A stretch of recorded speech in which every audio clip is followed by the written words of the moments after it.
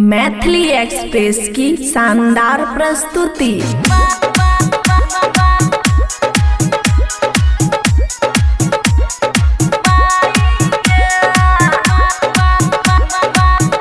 खुशी recording studio बलुआहा। छौरा दरभंगा के दवा हमरा करैया बड़ा छौरा सहरसा के दवा हमरा करैया बड़ा अपन सामान सटाई गे कतनो करे छी हम माई माई गे माई गे माई गे माई गे माई गे अपन सामान सटाई गे कतनो करे छी हम माई माई गे। मिक्स बाय ताज तन्हा।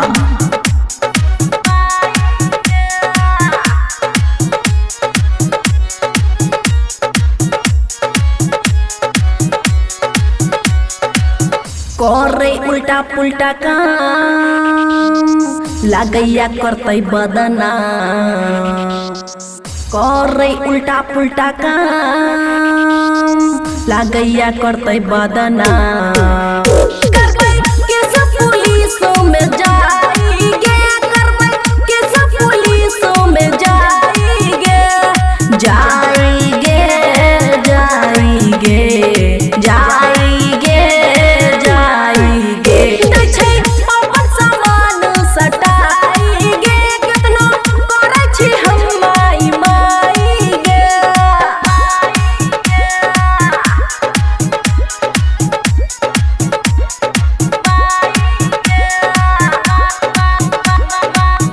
खुशी रिकॉर्डिंग स्टूडियो बलुआहा।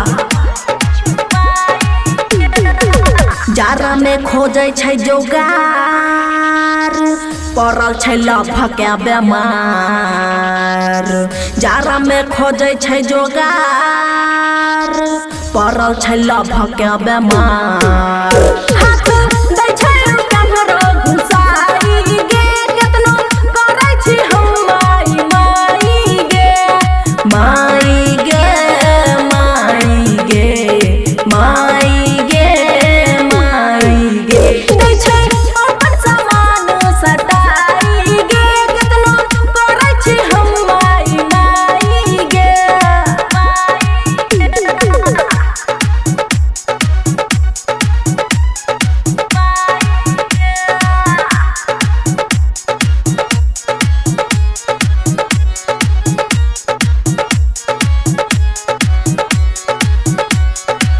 राइटर बबुआ राहुल बात नहीं बुझे बिल्कुल राइटर बबुआ राहुल बात नहीं बुझे बिल्कुल सब काम दै छै गड़बड़ाई गे केतनो करे छी हम माई माई गे माई गे माई गे माई गे माई गे अपन सामान सटाई गे केतनो करे छी हम माई माई गे। खुशी रिकॉर्डिंग स्टूडियो बलुआहा।